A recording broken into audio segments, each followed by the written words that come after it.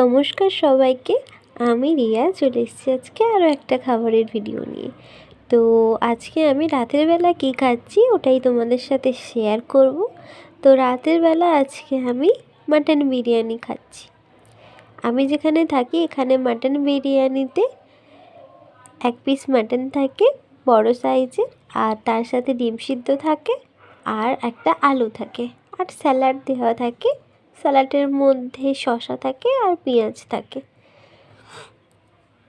আমার মাটন বিরিয়ানি খেতে খুবই ভালো লাগে, সেই কারণেই আমি আজকে মাটন বিরিয়ানিটা এনেছি।